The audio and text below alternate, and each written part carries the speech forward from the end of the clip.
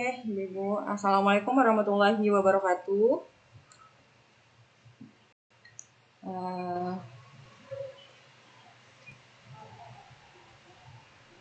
Ya, selamat sore Ibu-Ibu. Salam sehat selalu buat kita semua. Semoga kita selalu terjaga ya di masa pandemi ini, kesehatannya. Jangan lupa juga prokesnya 5M. Oke, melanjutkan dari pertemuan sebelumnya. Pertemuan kemarin kita sudah membahas mengenai apa Ibu-Ibu pertemuan kita kemarin, minggu kemarin?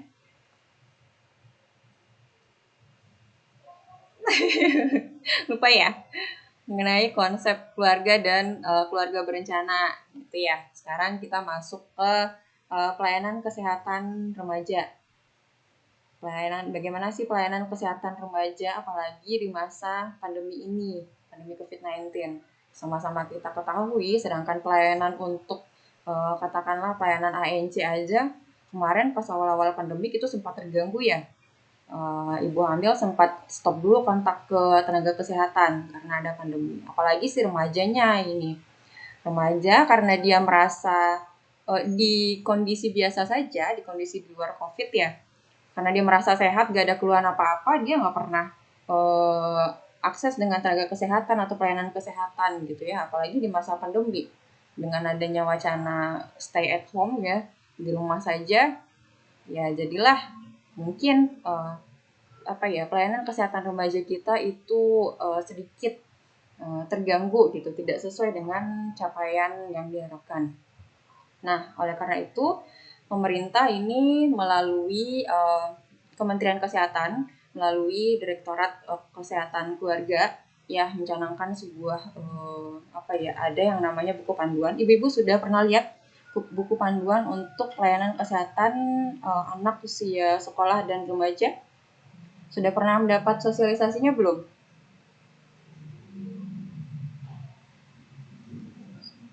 Belum ada ya? Oke, nanti saya coba share ya, dia dalam bentuk PDF, itu bisa kita akses atau di Google pun bisa kita akses. Gampang. Tinggal searching panduan pelayanan kesehatan anak usia sekolah dan remaja. Itu dalam bentuk PDF bisa di-download gitu. Nah, seperti apa sih pelayanan kesehatan remaja terutama di masa pandemi COVID-19 ini? Karena pandemi ini yang lagi isu hangat-hangatnya ya, kita kaitkan dengan pandemi. Slide saya jalan Ibu-Ibu. Jalan ya. Oke. Nah, pelaksanaan pelayanan kesehatan remaja itu dilakukan melalui pendekatan layanan ramah remaja atau yang sering kita dengar dengan pelayanan kesehatan peduli remaja atau PKPR. Ya, ini pemerintah melalui BKKBN mencanangkan program yang namanya pelayanan kesehatan peduli remaja gitu. Nah, sehingga pelayanan PKPR ini bisa diselenggarakan melalui kegiatan di dalam gedung ataupun di luar gedung. Biasanya sebelum pandemi pun sudah diwacanakan dilaksanakan lah ya. Karena ini merupakan program pemerintah yang sebelumnya sudah berjalan gitu di dalam gedung dan di luar gedung. Ibu pernah mendengar pelayanan PKPR di dalam gedung ataupun di luar gedung? Biasanya ini ibu-ibu di puskesmas lebih sering terpapar dengan ini. Iya, di puskesmas ini merupakan suatu tanggung jawab juga diberikan ke puskesmas untuk memberikan pelayanan kesehatan peduli remaja yang diselenggarakan melalui di dalam gedung ataupun di luar gedung. Nah, pelayanan kesehatan usia sekolah dan remaja ini pemerintah sengaja cakupkan dua usia ini, usia sekolah kemudian juga remaja gitu ya. Berdasarkan definisi remaja kemarin, kalau BKKBN itu rentang usia remaja dari berapa sampai berapa Ibu-ibu?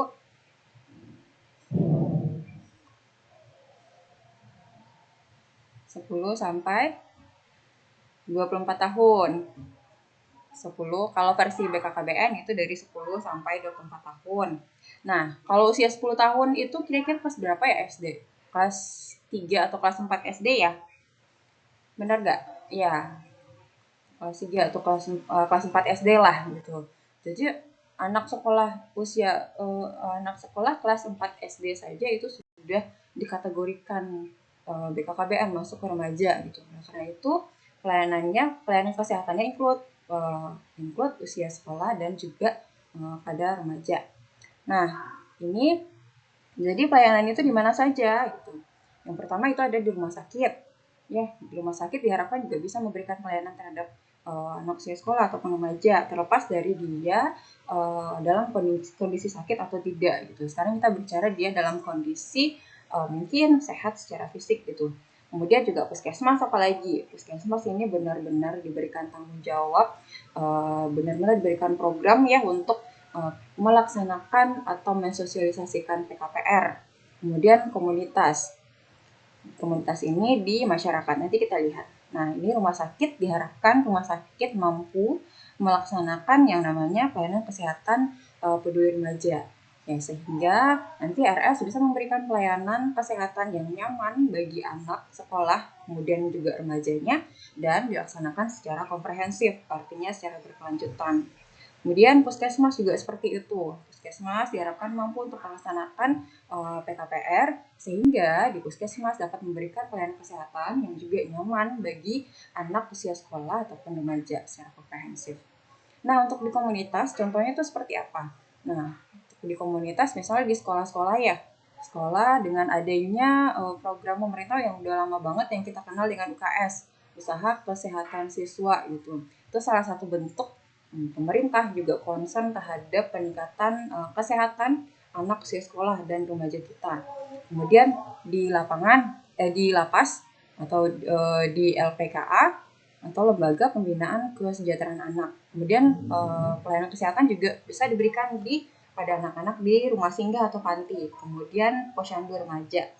Nah, kalau untuk di daerah Ibu, terutama di daerah Batam ya, karena Ibu di Batamnya ada nggak terlaksana atau terselenggara posyandu remaja?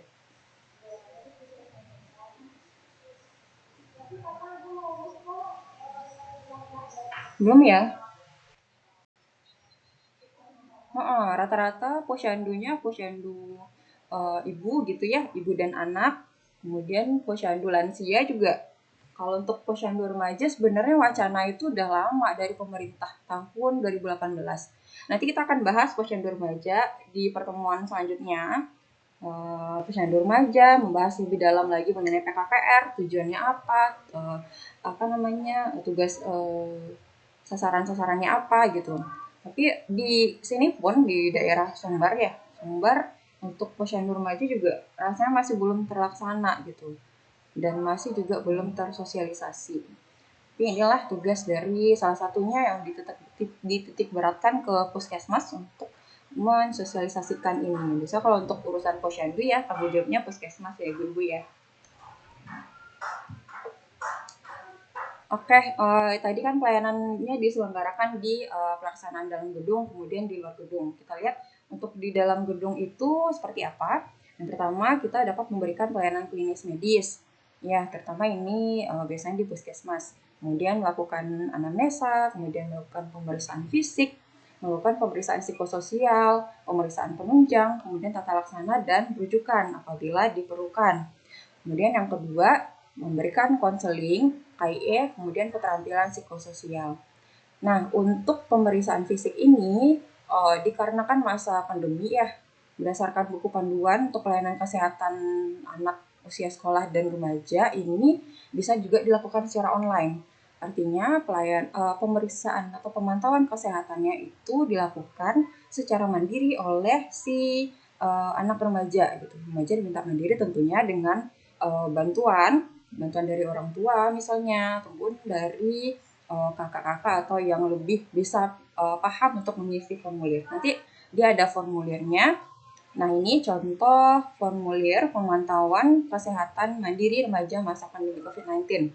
Ya, berhubung dengan slogan pemerintah yang masifnya untuk tetap di rumah saja. Nah, ini tetap kita harus melakukan pelayanan kesehatan ke remaja kita. Ya, tetap kita harus melakukan biasanya di puskesmas itu programnya penjaringan kesehatan pada remaja gitu. Tapi dengan cara ya disesuaikan dengan kondisi yang ada gitu. Kalau memang memungkinkan untuk tatap muka, artinya mungkin remajanya datang ke puskesmas, dilakukan screening, oke, petugas kesehatannya bisa yang mengisi gitu. Tapi kalau seandainya memang tidak memungkinkan untuk datang ke pelayanan kesehatan, remaja bisa mengisi formulir pemantauan kesehatan dia secara mandiri. Nah, ini formulirnya itu ada beberapa item yang dinilai ya. Yang pertama itu tentu identitas, seperti nama, tanggal lahir, kemudian alamat, jenis kelamin, umur ataupun nomor handphone atau WhatsApp ya. Kalau bisa sih dapat nomor WhatsApp-nya. Tapi rata-rata remaja kita itu sudah punya gadget masing-masing ya. Pasti juga sudah punya WhatsApp-nya. Ini terkait juga dengan pemberian edukasi nantinya ke remaja. Berhubung nggak bisa tatap muka nih, edukasinya bisa online juga, bisa melalui WhatsApp, bisa melalui atau mungkin video call, atau seperti yang kita lakukan saat ini ya, virtual gitu. Kemudian yang kedua yang dinilai itu mengenai riwayat kesehatan dirinya, kemudian imunisasi dan gejala yang terkait dengan COVID ya. Karena concern kita ini lebih ke COVID, tentu yang di screening juga ada nggak gejala yang terkait dengan COVID. Kalau riwayat kesehatan dirinya itu seperti dia ada riwayat alergi kah, kemudian asma, kemudian pernah pingsan atau cedera berat gitu ya, itu tetap dinilai ya atau tidaknya. Kemudian gejalanya terkait batuk, demam, nyeri tenggorokan atau sesak nafas, flu atau diare. Selanjutnya ini riwayat imunisasi itu seperti imunisasinya lengkap nggak waktu kecil gitu ya. Kemudian yang ketiga mengenai riwayat kesehatan keluarga, ada nggak penyakit keturunan atau dalam keluarga penyakit punya mengidap TB atau tidak gitu. Nah, kemudian untuk selanjutnya ini masuk ke tahap pemeriksaan kesehatan mandirinya. Ya, tentunya dibantu dengan kalau bisa sih orang tua yang juga paham dengan cara pengisiannya atau cara pengukurannya. Kan di sini juga sudah dilampirkan di form ini sudah dilampirkan bagaimana cara mengukur yang tepat. Jadi dia itu terstandar gitu. Contoh untuk pemeriksaan suhu tubuh, cara pengukurannya adalah diukur suhu tubuhnya menggunakan termometer. Jadi diharapkan ya setiap keluarga itu minimal punya satu lah ya termometer untuk mengukur suhu gitu. Termometer juga rasanya nggak mahal-mahal banget ya harganya.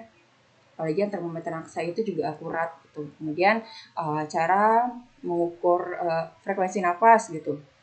Nah, cara pengukurannya ya diajarkan untuk hitung berapa kali kamu bernafas dalam 60 detik. Kemudian ditulis frekuensinya pada kolom. Kemudian nadi juga seperti itu. Kemudian ada pengukuran berat badan dan tinggi badan. Kemudian juga lingkar perut ya. Nah, kita harus benar-benar concern ke berat badan dan tinggi badan. Ini pada remaja kita juga masih banyak yang mengalami permasalahan gizi. Ya, permasalahan gizi remaja kita apa aja sih? Kira-kira apa ibu-ibu? Kalau permasalahan gizi remaja yang terkait dengan gizi, anemi ya betul, anemi. Kemudian masih banyak remaja kita yang underweight ya, yang KEK, kurang energi kronis, kemudian atau bahkan yang obes gitu ya. Terutama remaja putri yang KEK, remaja putri nanti bahkan kedepannya dia bakalan hamil ya. Hamil, kemudian kalau tidak diperbaiki sedini mungkin atau secepat mungkin ya, nanti dia hamil bakalan bawa KEK-nya gitu. Dan sama-sama kita ketahui ibu hamil KEK gitu ya. Ya apa yang mau dikasih nutrisi gitu gimana di si tubuh ibu memberikan nutrisi yang optimal untuk bayi gitu. Sementara nih pemerintah gencar banget untuk menghasilkan generasi yang berkualitas gitu. Remaja kita aja masih KEK, gimana nanti akan menghasilkan remaja yang berkualitas? Mau tidak mau itu akan mempengaruhi kualitas SDM kita selanjutnya. Makanya pemerintah tuh untuk sekarang tuh lebih concern banget untuk membina remaja kita untuk meningkatkan derajat kesehatan remaja. Karena remaja ini nantinya akan menjadi generasi penerus, remaja akan menjadi ibu. Yang gimana cara mengatasi masalah-masalah, terutama masalah gizi ya pada remaja sedini mungkin, atau istilahnya itu memutus rantai setannya, siklus setannya sedini mungkin dari remaja. Itu benar-benar jangkau dari remaja. Soalnya kalau udah ibunya mau hamil, udah hamil, baru hamil, kemudian ditingkatkan gizinya ya, itu istilahnya juga udah enggak apa ya, udah nggak terlalu berarti untuk perbaikan gizi. Makanya benar-benar dijangkau harus dari remaja untuk perbaikan status gizi, untuk mempersiapkan dirinya, mempersiapkan kehamilan sehingga nanti akan bisa menghasilkan generasi yang unggul gitu. Kemudian selanjutnya ini untuk ya pemeriksaan deteksi anemia juga, pemeriksaan risiko anemia.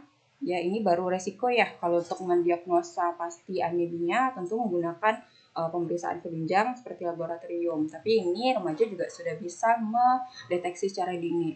Lihat dulu dari gejalanya. Ya apakah dia pusing atau ada rasa ingin pingsan, kemudian merasa ngantuk enggak gitu. Kemudian ada merasa susah berkonsentrasi atau enggak gitu.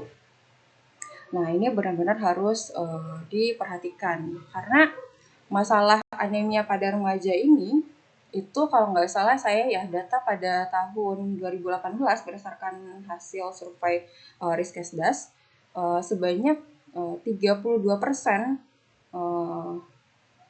remaja putri yang berusia antara 15 sampai 24 tahun mengalami anemia. Bayangkan 32%, hampir 40% ya remaja putri kita mengalami anemia. Itu kalau ada perbandingan dari 10 orang remaja putri, itu 4 orangnya anemia gitu. Sementara anemia ini kalau tidak ditangani secara cepat, dia juga punya manifestasi klinis yang jelek ya.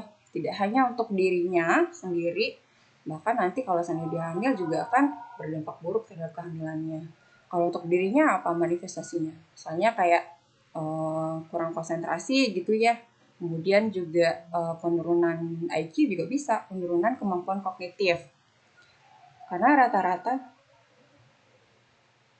rata-rata nih kalau kasus anemia yang ada di Indonesia ataupun di negara-negara berkembang itu jenisnya adalah anemia defisiensi zat besi gitu. Anemia defisiensi besi atau ADB yang biasa disingkat gitu. Karena memang zat besinya yang kurang gitu, jadi dinamakan dengan anemia defisiensi besi. Nah, sama-sama kita ketahui zat besi itu di dalam tubuh meskipun kadarnya tidak dibutuhkan terlalu banyak, tapi fungsinya cukup signifikan.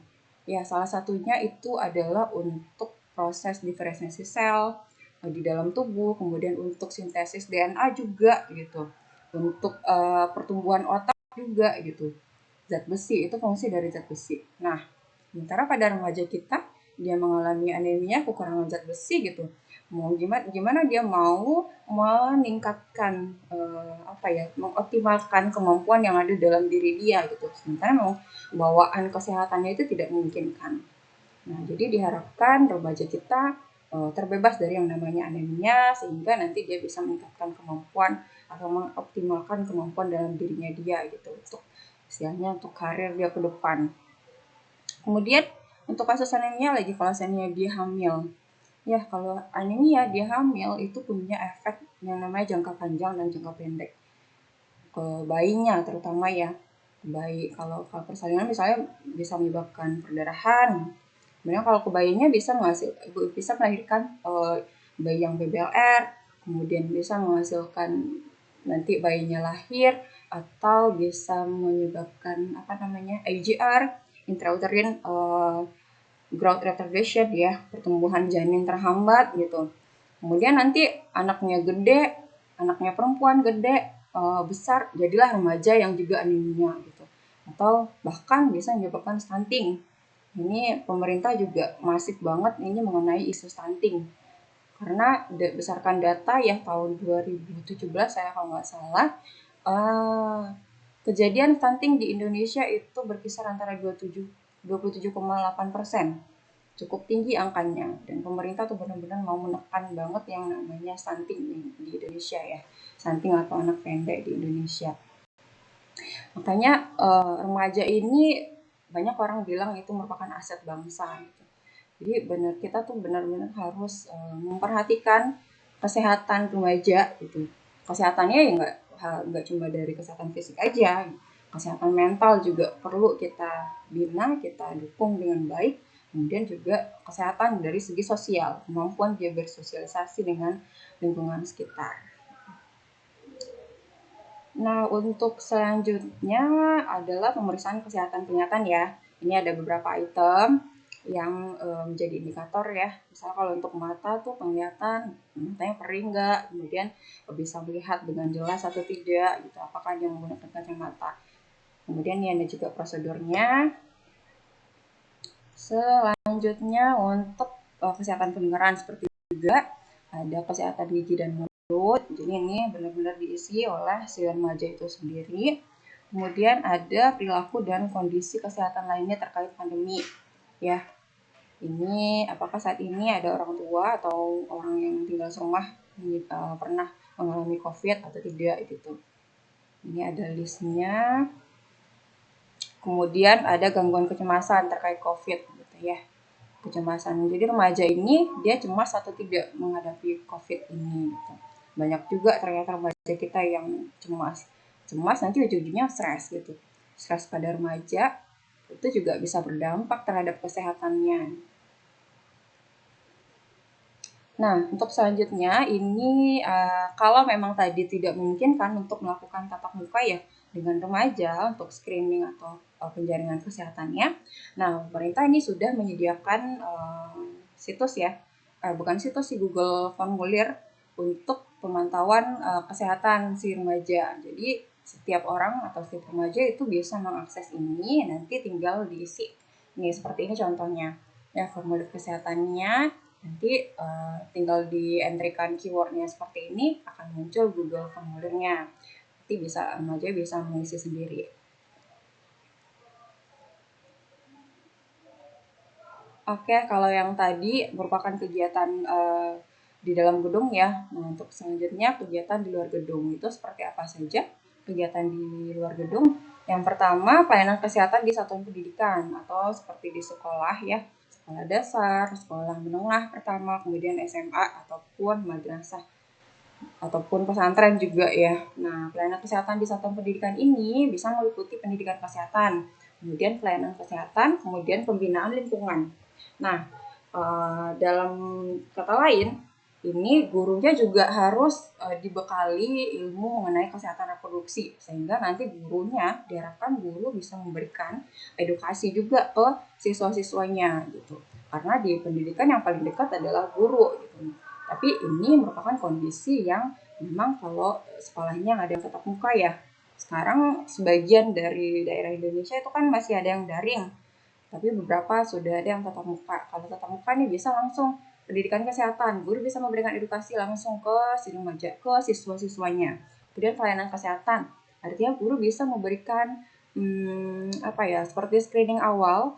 Kalau seandainya ada siswanya yang misalnya ada yang panas, ada yang batuk pilek gitu, jadi guru bisa langsung menyarankan untuk ke tenaga kesehatan atau pelayanan kesehatan.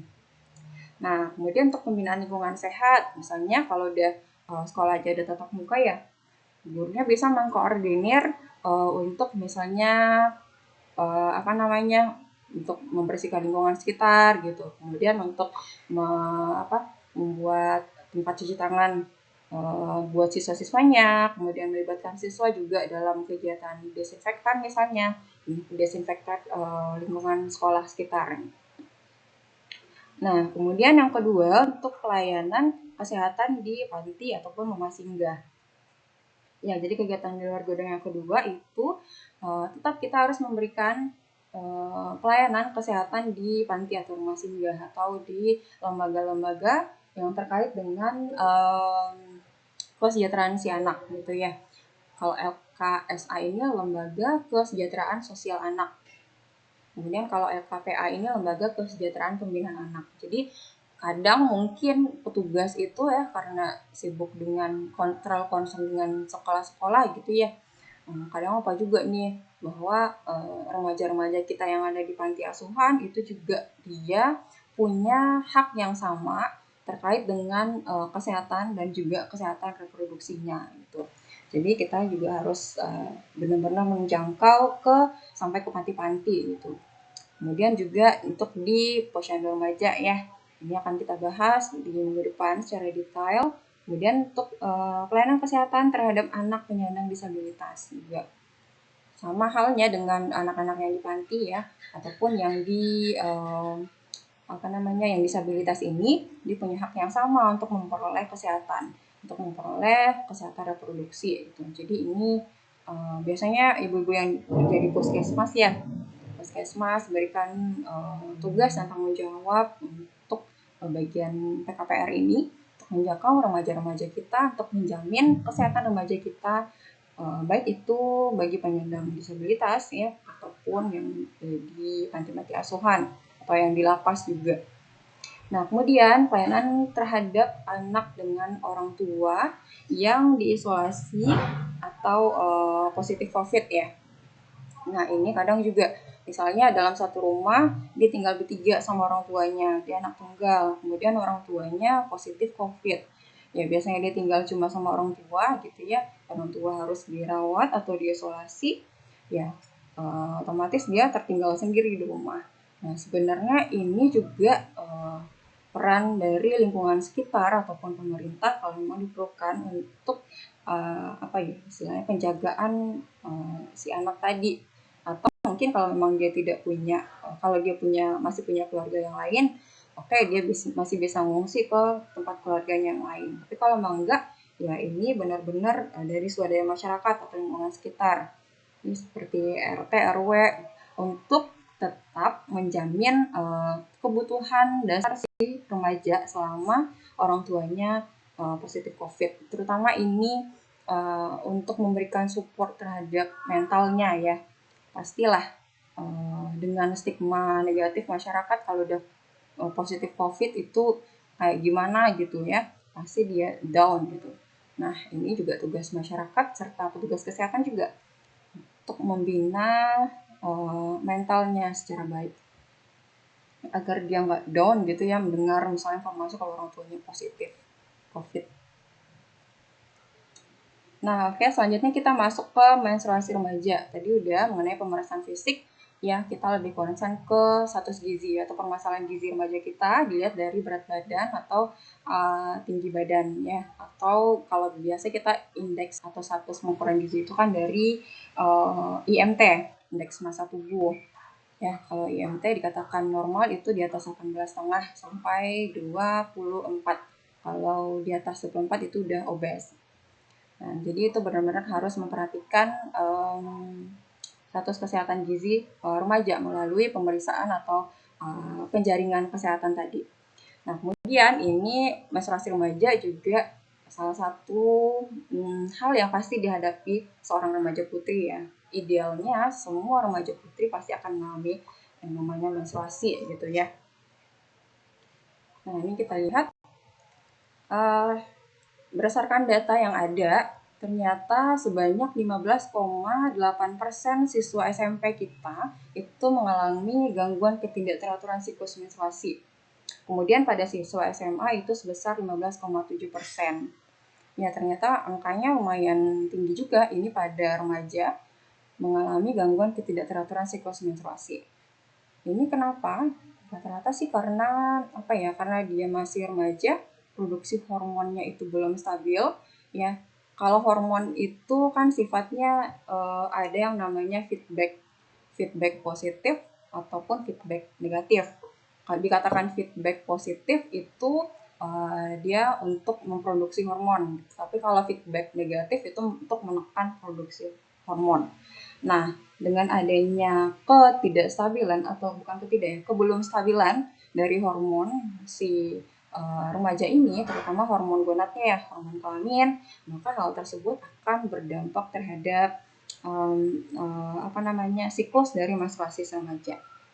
Kemudian juga ada data ini mengalami dismenor ya remaja putri kita sebanyak 64,25%. Ya, ternyata dismenor juga angkanya tinggi, cukup tinggi 64,25% pada remaja putri. Dismenor ya juga ini biasanya karena pengaruh hormon prostaglandin ya. Peningkatan hormon prostaglandin itu berhubungan sebanding dengan kejadian dismenor pada seorang wanita gitu ya. Nah, ini kenapa perempuan harus mengalami siklus haid?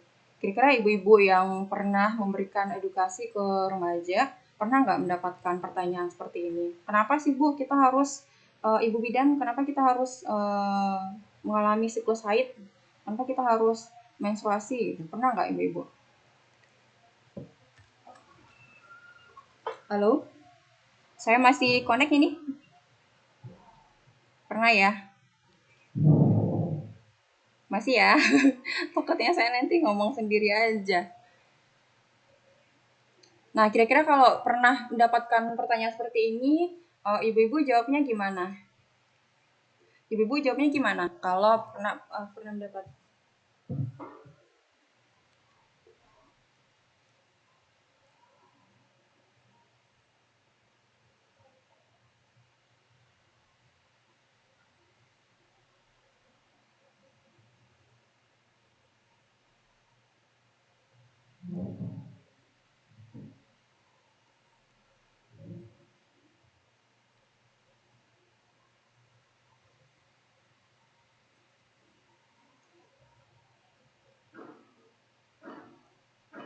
Iya, betul sekali, Ibu. Ya, karena di sini semua udah bidan senior ya, pasti udah apa ya, udah sepele banget lah kalau masalah pertanyaan ini remaja yang nanya gitu ya. Kenapa sih perempuan harus mengalami siklus haid? Beda lagi ceritanya kalau seandainya nanti dia bertanya ke orang tuanya, yang orang tuanya nggak tahu apa-apa ya, paling orang tua bilang ya udah itu mah kodrat sebagai wanita gitu. Kan remaja nggak puas juga dengan jawaban yang ada gitu kan. Makanya juga remaja harus sering-sering kontak juga dengan tenaga kesehatan ya, terutama kita nih bidan, sebagai bidan yang paling dekat juga di masyarakat, memberikan edukasi seperti ini agar remaja itu dia tidak apa ya, tidak bingung ketika dia mengalami uh, haid atau menstruasi. Nah, ini ada grafik ya. Grafik yang biru ini, monthly birth rate atau rasio kelahiran bulanan. Kemudian yang ini adalah cadangan telur setiap individu wanita ya. Karena yang punya oosit itu cuma kita wanita. Kemudian yang ini adalah umur, yang age-nya umur dari 13 tahun, ini rata-rata mulai pubertas ya, sampai 51 tahun. 51 tahun ini merupakan umur rata-rata wanita Indonesia mengalami menopause. Nah, berdasarkan grafik ini bisa dilihat semakin yang biru ya, yang biru ini semakin muda usia seseorang, maka kesempatan hamilnya itu juga semakin besar. 20%, kesempatan hamilnya kemudian 90%. Semakin dengan bertambahnya umur, ya misalnya kayak umur 30 tahun nih, kurang lebih dari 15% kesempatan untuk hamil. Apalagi yang 40 tahun, 45 tahun gitu ya. Tinggal 6% lagi kesempatan untuk hamil. Jadi semakin muda usia seseorang, kesempatan untuk hamilnya tinggi. Semakin tua umur seseorang, kesempatan untuk hamilnya rendah. Tapi tetap saja kita harus merekomendasikan untuk kehamilan sehat itu yang minim resiko adalah rentang usia dari 20 sampai 35 tahun ya Ibu ya. Nah, kemudian ini cadangan oosit. Ya, berdasarkan teori yang ada yang pernah saya baca ya, setiap kita individu, setiap kita wanita ini dari janin itu sudah dibekali sebanyak 2 juta oosit. Cukup banyak memang juta oosit. Nah, kemudian seiring dengan pertumbuhan dalam janin di dalam rahim ya, janin kemudian kita lahir, oosit juga ikut berkurang. Berkurang sehingga dari usia 0 tahun sampai dengan 13 tahun dari usia 0 tahun sampai 13 tahun cadangan oosit kita itu sekitar 350.000. Ini masih lumayan banyak gitu. Sementara untuk kehamilan cuma butuh 1 oosit gitu kan.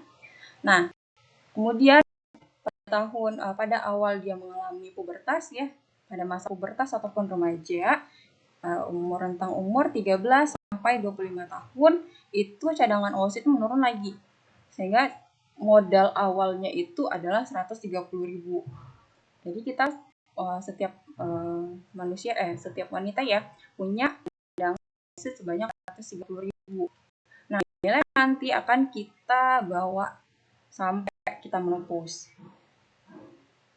Sayangnya, ini kenapa cepat terjadi perubahan gitu ya. Setiap satu siklus haid, oosit kita itu berkurang 1.000. Setiap satu siklus haid berkurang lagi 1.000, kurang lebih segitu ya. siklosaid kurang lagi 1000. Makanya nanti pada saat menopause ya, sisa oosit cuma ada 1000. Tapi dari 1000 ini pun juga belum bisa menjamin terjadinya kehamilan. Gitu. Karena dari biasanya ya, dari 1000 yang ada cuma 1 oosit yang matang gitu ya. Nah ini pada umur 35 tahun, cadangan oositnya tinggal 30.000. Gitu. Nah dengan banyak kali kita menstruasi ya, dari umur 13 tahun atau dari awal meners itu sampai ke umur 51 tahun atau pada saat menopause, rata-rata setiap perempuan itu berdasarkan data di Indonesia ya, mengalami sebanyak 400 kali siklus haid. Itu rata-rata. Ini angkanya bisa lebih ataupun bisa kurang juga, tergantung dari siklus haidnya. Punya siklus pendek atau siklus panjang gitu. Kalau untuk ibu-ibu kira-kira udah pernah ngitung belum? Selama hidup ini dari pubertas, dari meners itu udah berapa kali haid? Jarang juga ya orang-orang yang ngitung haidnya berapa kali. Tapi sebenarnya iya, kita punya kesempatan 400 kali haid seumur hidup kita sampai menopause ya. Insya Allah kalau kita punya umur yang panjang 400 kali. Tapi ya jarang juga sih orang yang ngitung dari haid, apalagi yang zaman dulu gitu. Zaman dulu banyak orang juga nggak ngeh gitu. Oh harusnya sekarang udah datang haidnya gitu. Banyak juga yang tidak mencatat tanggal haidnya itu atau pola haidnya seperti apa. Kalau zaman sekarang tuh udah gampang, udah banyak aplikasi untuk mencatat atau kalender haid. Kalender haid dari sana kan kita bisa tahu tuh siklus haid kita berapa panjangnya, kemudian pola haidnya seperti apa, lama haidnya kapan, lama haidnya berapa, atau masa ovulasi atau masa suburnya kapan gitu. Jadi seiring dengan bertambahnya teknologi juga sedikit banyaknya bisa mempermudah kita, terutama untuk memperhatikan kesehatan kita sendiri. Gitu. Ini masih dalam pertanyaan kenapa perempuan harus mengalami siklus haid. Jadi dalam siklus haid itu, ini kita ngulang-ngulang pembelajaran yang dulu ya, ibu-ibu ya. Saya yakin ibu-ibu pernah, dulu juga pernah dapat ya, udah tahu juga lah. Yang namanya siklus haid itu ada komunikasi antara hormonal dengan organ reproduksi, terutama ovarium. Nah, komunikasi antara otak dengan ovarium, maaf saya salah sebut tadi. Komunikasi antara otak dengan ovarium. Otak bagian mananya? Bagian hipotalamus. Ya, di hipotalamus kemudian nanti ada hipotalamus memberikan rangsangan terhadap pituitary gland atau kelenjar hipofisis. Nanti kelenjar hipofisis akan memberikan sinyal kepada ovarium gitu. Nah, untuk lebih rincinya seperti ini. Jadi, seperti yang saya sampaikan tadi ya, ibu juga udah tahu prinsip kerja hormonal itu adalah feedback umpan balik positif ataupun umpan balik negatif, feedback positif atau negatif ya. Nah, ketika seorang remaja dia seseorang individu yang mau memasuki masa pubertas misalnya, otak itu memberikan sinyal umpan balik positif ya, umpan balik positif ke hipotalamus agar si hipotalamus ini bisa menghasilkan GnRH atau gonadotropin releasing hormone. GnRH atau hormon gonad ini nanti dia akan merangsang si kelenjar hipofisisnya atau pituitary gland-nya ya, agar si kelenjar hipofisis ini bisa menghasilkan yang namanya LH dan FSH. Nah ini pokoknya kalau haid itu berhubungan dengan 4 hormon saja secara garis besar. Ada yang LH, kemudian FSH, kemudian progesteron dan estrogen.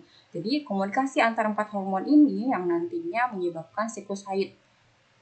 Siklus haid nanti akan kita lihat siklus haid seperti apa. Nanti kita akan membangkitkan kembali memori-memori lama ibu-ibu ya. Mudah-mudahan masih ingat ya. Terus ini oke tadi GnRH ya dihasilkan oleh hipotalamus untuk merangsang hipofisis agar si hipofisis mengeluarkan LH dan FSH. Nah, kemudian LH FSH ini nanti akan mencapai ovarium. Karena di ovarium ini ada reseptornya. Ya, akan berkomunikasi dengan ovarium. Oh, ovarium ini saya udah dapat tugas nih dari hipotalamus gitu ya. Ibarat kata seperti itu komunikasinya. Saya dapat tugas dari hipotalamus, ayo kita ayo kita lakukan pematangan folikel yang ada di sini gitu. Kayak gitu. Makanya simulasi pematangan folikel yang ada di ovarium. Nanti akan berlanjut ke siklus haid ya. FSH ini follicle stimulating hormone. Jadi fungsinya memang benar-benar untuk merangsang folikel yang ada di ovarium untuk terjadi pematangan dari folikel-folikelnya. Ada pertanyaan Ibu-ibu? Penjelasan saya bisa dimengerti atau terlalu cepat atau gimana? Oke, kita lanjut ya. Nah, ini dia siklus haid. Saya yakin ibu-ibu juga udah nggak asing ya lihat grafik yang beginian. Gimana proses haid, siklus haid selama seorang individu ya. Rata-rata ya punya proses yang sama gitu. Nah, ini jadi secara garis besar siklus haid itu ada dua. Ada siklus di ovarium, kemudian ada siklus di uterus. Nah, pertama kita lihat siklus di ovarium ya, seperti biasa karena ada rangsangan dari FSH tadi ya, hipotalamus merangsang hipofisis untuk menghasilkan GnRH, kemudian hipofisis kayak saya salah ya, hipotalamus menghasilkan GnRH untuk merangsang hipofisis agar si hipofisis menghasilkan FSH dan LH. Nah, ini dia terjadi peningkatan hormon FSH. Nah, ketika ini akan berdampak kepada organ ovarium. Nah, ovarium dari yang folikelnya kecil dengan adanya hormon FSH ini mulai dia membesar, mulai jadi folikel primer. Kemudian bertambahnya konsentrasi FSH mulai dia berubah bentuk menjadi folikel sekunder. Ya, ini kemudian folikel sekunder. Kemudian baru terjadi ovulasi. Ini perkiraan masa haid 28 hari ya, siklus normal. Mulai terjadi ovulasi. Nah, secara garis besar juga tadi kalau siklus haid itu ada dua, siklus ovarium, kemudian siklus uterus. Siklus ovarium dia punya 3 tahapan. Yang pertama ada proliferasi, kemudian fase siklus proliferasi, kemudian siklus ovulasi, kemudian fase luteal atau siklus luteal. Sorry, yang pertama bukan proliferasi, folikuler. Fase folikuler, fase ovulasi, fase luteal. Benar Kak Ibu-ibu? Ini saya takut salah nih. Jadi secara garis besar ya, ada 3 siklus. Nah, setelah fase, ada 3 fase ya. Setelah fase folikuler, artinya terjadi pematangan folikel, masuk ke fase ovulasi. Terjadi ovulasi, oositnya keluar, gitu ya. Pecah folikelnya, oositnya keluar. Nah, pada fase ovulasi, setelah ovulasi itu masuk ke fase luteal. Fase luteal itu artinya apa? Oosit folikel yang pecah tadi akan berubah bentuk menjadi corpus luteum. Kemudian berubah bentuk menjadi corpus albicans gitu ya. Kemudian nanti lama-kelamaan corpus albicans ini akan mengecil dan kalau tidak terjadi kehamilan dia akan meluruh seiring dengan peluruhan darah haid atau jaringan endometrium. Nah, begitu juga untuk siklus uterus. Siklus uterus ini ada 4 fase ya. Pertama fase menstruasi, kemudian fase pasca menstruasi, ketiga fase regenerasi, kemudian fase atau fase pasca ovulasi ya. Satu lagi fase apa ya, saya lupa nih. Ibu ada yang ingat?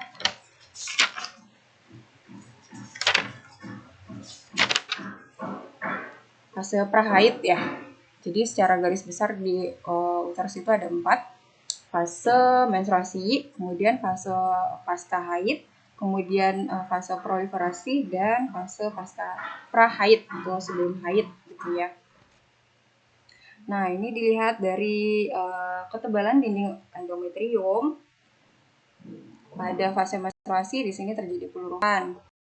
Kemudian masuk ke fase pasca ovulasi. Kalau memang tidak ada kehamilan, terjadi haid, kemudian setelah masa haid sebelum hari ke-14 itu mulai terjadi atau terbentuk sel-sel baru di jaringan endometrium. Nah, kemudian masuk ke fase proliferasi ya. Nah, yang tadi mulai terbentuk, dia sudah terbentuk, sudah mengemburkan diri untuk mempersiapkan kehamilan, kemudian masuk ke jaringan yang semakin tebal, yang semakin mumpuni untuk ditanami zigot kalau memang terjadi kehamilan. Tapi kalau tidak, nanti ke fasenya. Nah, untuk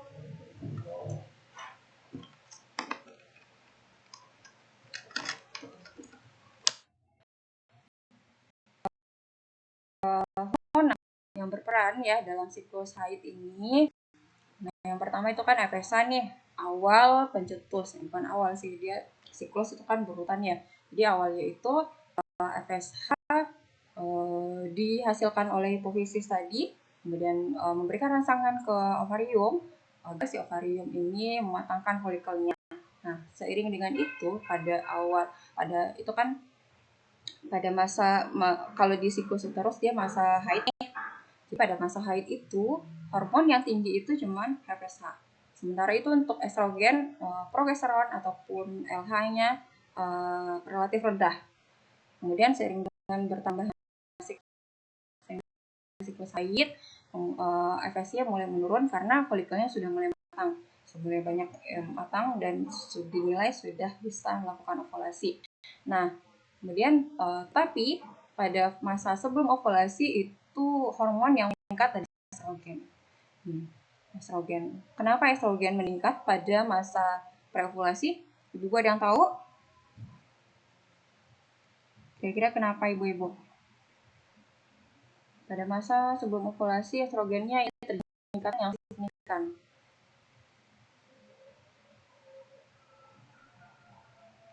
Halo, ada yang tahu ibu-ibu?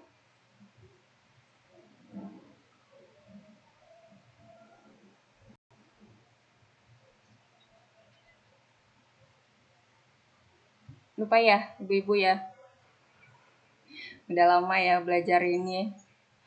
Nah, kenapa estrogen pada masa praovulasi itu terjadi meningkat kadarnya karena ibu ingat bahwa estrogen itu diproduksi di ovarium.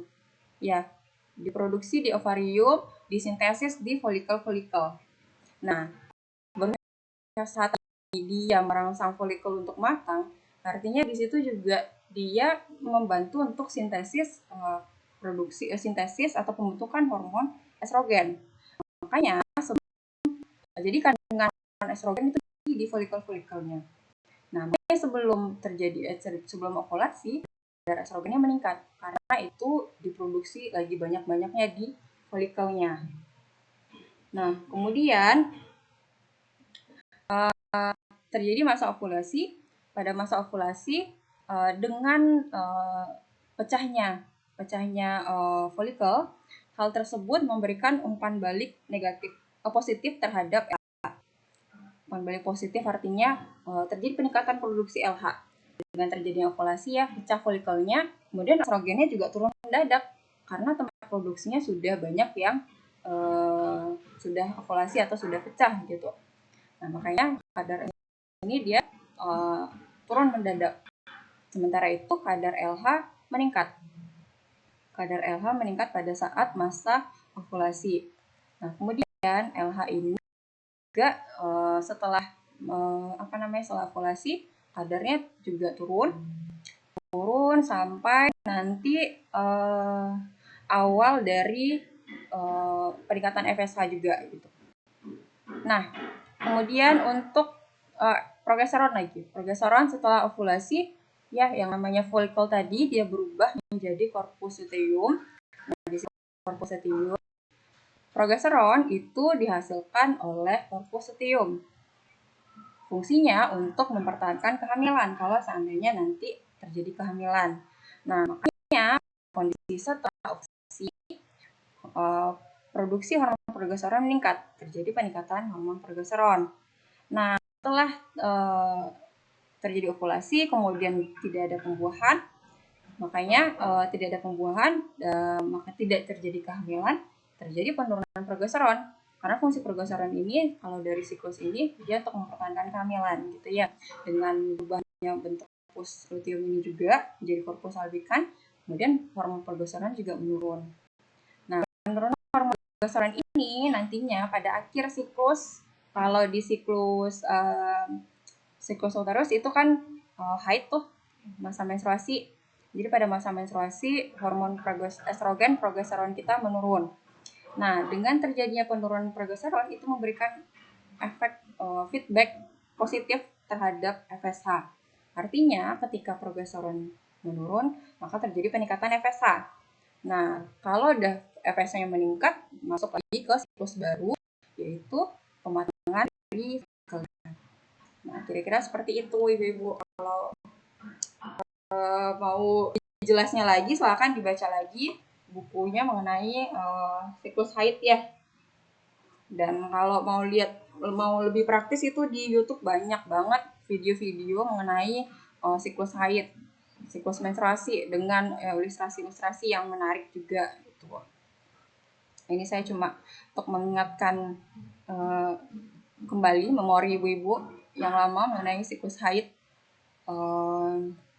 fase-fase dari siklus haid, kemudian hormon yang bekerja dalam siklus haid. Jadi yang penting yang diingat itu kalau lagi haid berarti yang meningkat adalah FSH kita, estrogen progesteronnya menurun. Gitu. Kalau pada masa sebelum ovulasi, setelah haid itu estrogennya mulai meningkat. Oke, selanjutnya siklus haid yang normal itu seperti apa? Nah, yang dikatakan siklus haid normal itu dilihat dari frekuensinya, kemudian dari durasi, dari keteraturan atau variasi siklusnya, kemudian dari volume. Sekarang itu yang terbaru rekomendasi dari VIGO, Federasi Internasional Obstetri, Ginekologi dan Obstetri gitu ya, VIGO merekomendasikan atau mengelompokkan frekuensi siklus haid normal itu menjadi 3. Ada yang namanya frekuensi siklus haid itu menjadi 3 ya. Ada yang namanya terlalu sering, ada yang namanya normal, ada yang namanya jarang. Nah, ini semenjak tahun 2018 sudah mulai disosialisasikan. Dikatakan haid normal gitu apabila rentang waktunya 24 sampai 38 hari. Nah, kemudian untuk durasi itu dikatakan haid normal apabila durasinya kecil dari 8 hari. Ini sebenarnya kecil ya ibu-ibu, saya salah tulis, salah ngasih lambangnya ini.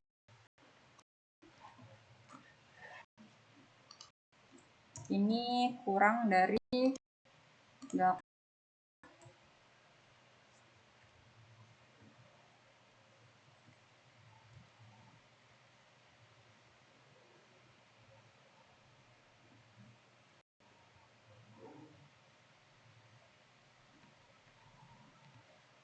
Kalau dulu dikatakan haid normal itu 2-5 hari ya, standar haid normal. Kalau sekarang itu kurang dari 8 hari.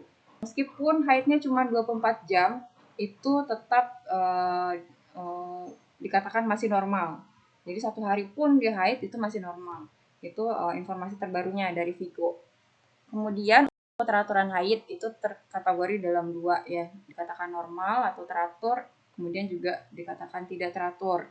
Nah, dikatakan teratur itu apabila rentang siklus untuk berikut siklus 1 dengan siklus selanjutnya adalah 7 sampai 9 hari. Kemudian dikatakan tidak teratur yaitu lebih dari 8 sampai 10 hari atau siklus panjang gitu. Jadi siklus normal itu misalnya pada bulan sebelumnya haid ibu siklusnya 27 hari misalnya. Nah, untuk bulan depan ternyata agak sedikit memanjang siklusnya. Ternyata menjadi 30 hari gitu. Itu kan cuma beda 3 hari ya. Berarti masih dikatakan teratur atau masih dikatakan normal. Itu rentangnya masih antara 7 sampai 9 hari. Nah, kemudian untuk volume, kalau volume dulu dikatakan haid normal itu antara 20 sampai 80 cc ya. Jadi setiap individunya kan berbeda-beda tuh berapa banyak haidnya gitu. Jadi kadang itu juga nggak bisa dijadikan patokan. Nah, untuk update barunya itu ada 3 kategori, yaitu ringan, sedang, dan berat. Jadi ini berdasarkan pola kebiasaan kita. Misalnya biasanya kita haid dengan kadar volume darahnya sedang misalnya gitu. Tiba-tiba dalam satu masa ini agak lebih banyak dari yang sebelumnya yang pernah kita alami. Itu tuh kita harus observasi, kemudian harus dicurigai dan observasi. Apabila ini tetap berlanjut, maka harus segera konsultasikan ke dokter gitu. Atau misalnya kita haidnya banyak-banyak gitu, tiba-tiba sekarang tuh dikit atau kategori volume sedang, itu juga perlu dicurigai. Jadi untuk menentukan volume itu sekarang berdasarkan pola kebiasaan volume yang pernah kita alami gitu. Dari pengalaman sebelumnya volumenya itu seberapa. Jadi pasti kita tahu kan, diri kita sendiri yang tahu gitu. Nah, ini juga yang harus diedukasi ke remajanya. Jangan dikit-dikit nanti terjadi perubahan, jangan si remajanya nggak tahu mengenai kondisi kesehatannya, terutama mengenai kondisi siklus haidnya gitu. Nah, tadi kita sudah berbicara mengenai data penyebab gangguan haid.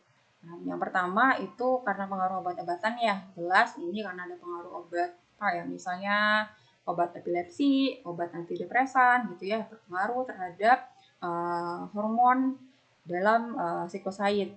Kemudian terjadinya perubahan berat badan ya. Perubahan berat badan yang terlalu kurus ataupun terlalu gemuk juga berakibat terhadap gangguan haid. Kemudian adanya olahraga yang berlebihan juga atau aktivitas fisik yang berat. Kemudian pola makan yang salah gitu ya, dari gizinya yang nggak seimbang. Kemudian pola tidur yang salah, adanya kondisi stres. Nah, pada remaja kita nih sering banget terjadi stres karena efek dari emosionalnya belum matang secara sempurna ya. Kematangan emosionalnya belum mencapai titik yang baik gitu.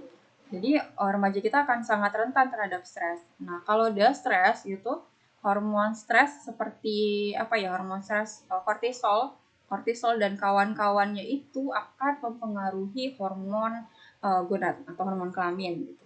Nah, seperti yang saya sampaikan tadi, dengan adanya feedback positif maupun negatif ya, atau umpan balik positif atau umpan balik negatif. Nah, pada kondisi stres, hormon kortisol ini, salah satu hormon stres itu, dia akan memberikan umpan balik negatif terhadap hormon kelamin, hormon gonad atau di hipotalamus tadi, memberikan umpan balik negatif, artinya akan menekan produksi dari hormon GnRH tadi, gonadotropin releasing hormone. Kalau GnRH-nya ditekan produksinya, ya gimana nanti dia akan memberikan sinyal ke hipofisis, gimana nanti hipofisis akan menghasilkan FSH gitu. Sementara yang kita tahu FSH dia berfungsi untuk merangsang atau berstimulasi pengematangan folikel gitu. Itu korelasi antara stres dengan gangguan haid.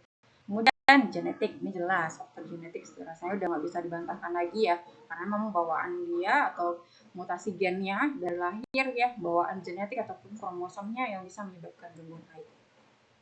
Kemudian apa sih yang harus dilakukan ya, terutama ini kita memberikan edukasi ke remaja terkait dengan gangguan haid. Ya udah, suruh remajanya untuk olahraga teratur, kemudian suruh remaja untuk menjaga pola makan, kemudian gizi seimbang ya, sekarang lagi masuk banget yang namanya gizi seimbang pada remaja. Kemudian minta remaja untuk istirahatnya cukup. Kemudian yang terpenting adalah manajemen stres, karena remaja kita yang sangat rentan terhadap stres. Jadi kita harus benar-benar mendukung remaja secara emosional untuk melakukan manajemen stresnya gitu. Oke, ini akhir dari slide saya.